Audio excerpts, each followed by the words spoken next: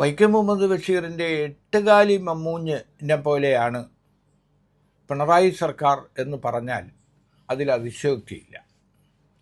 ഉമ്മൻചാണ്ടി സർക്കാരിൻ്റെ കാലത്ത്, UDF സർക്കാരിൻ്റെ കാലത്ത് തുടങ്ങിവെച്ച പദ്ധതികളെല്ലാം തങ്ങളാണ് ആരംഭിച്ചത് എന്ന അവകാശവാദം ഓർമ്മിപ്പിക്കുന്നത് എട്ടുകാലി മമ്മൂഞ്ഞിനെ തന്നെയാണ്. സ്മാർട്ട് സിറ്റി ആയാലും, കൊച്ചി മെട്രോ ആയാലും, കൊച്ചിയിലെ ഇൻ്റർനാഷണൽ എയർപോർട്ടായാലും, കണ്ണൂർ എയർപോർട്ടായാലും, വിഴിഞ്ഞം പദ്ധതി ആയാലും എല്ലാറ്റിനും തുടക്കം കുറിച്ചത് UDF സർക്കാരിൻ്റെ കാലത്താണ്. ഉമ്മൻചാണ്ടി സർക്കാരിൻ്റെ കാലത്ത് തുടക്കം കുറിച്ച, എഗ്രിമെൻ്റ് ഒപ്പിട്ട,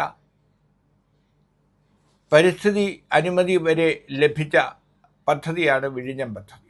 ആ വിഴിഞ്ഞം പദ്ധതി രാജ്യാന്തര ശ്രദ്ധയിലേക്ക് ഉയർന്ന പദ്ധതി.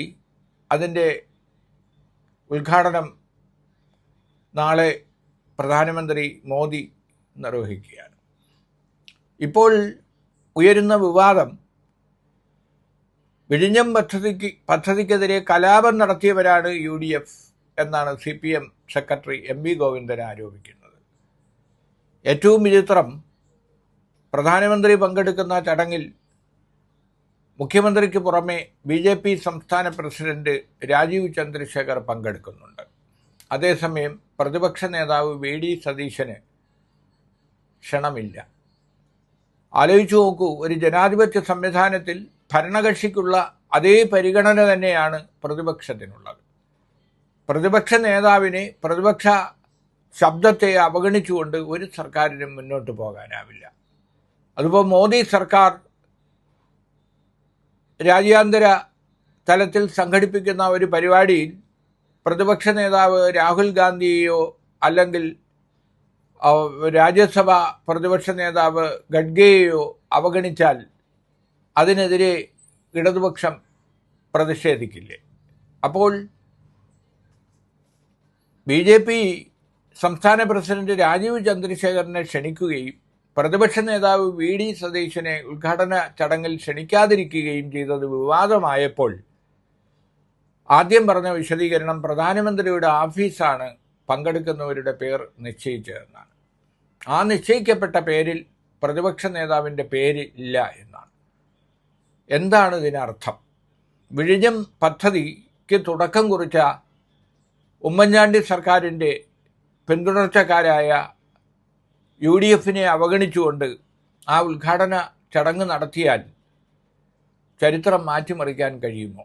ചരിത്ര യാഥാർത്ഥ്യങ്ങളെ ആർക്കും വിസ്മരിക്കാനോ വളച്ചൊടിക്കാനോ ഇല്ലാതാക്കാനോ കഴിയില്ല. എന്തായാലും കേരളത്തെ സംബന്ധിച്ചിടത്തോളം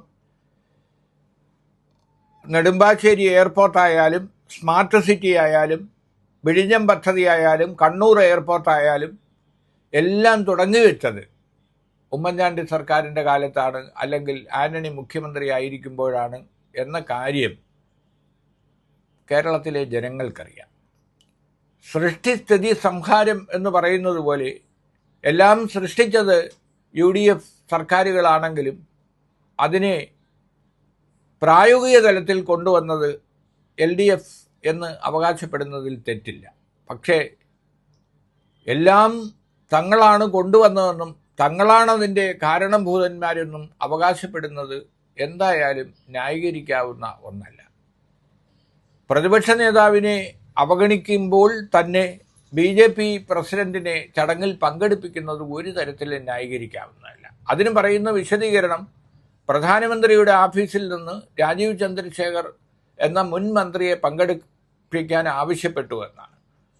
കേരളത്തിൽ ഒരു പഞ്ചായത്ത് തിരഞ്ഞെടുപ്പിൽ പോലും മത്സരിച്ച് വിജയിക്കാത്ത, MLAയോ MPയോ ആയി തിരഞ്ഞെടുക്കപ്പെടാത്ത രാജീവ് ചന്ദ്രശേഖരനെ പങ്കെടുപ്പിക്കുകയും ദീർഘകാലം നിയമസഭാ അംഗവും ഇപ്പോഴത്തെ പ്രതിപക്ഷ നേതാവുമായ VD സതീശനെയും മറ്റ് UDF നേതാക്കളെയും അവഗണിക്കുന്നത് ഒരു തരത്തിലും ന്യായീകരിക്കാനാവില്ല. മുൻ കേന്ദ്രമന്ത്രിമാർ തന്നെ എത്രയോ പേർ കേരളത്തിലുണ്ട്.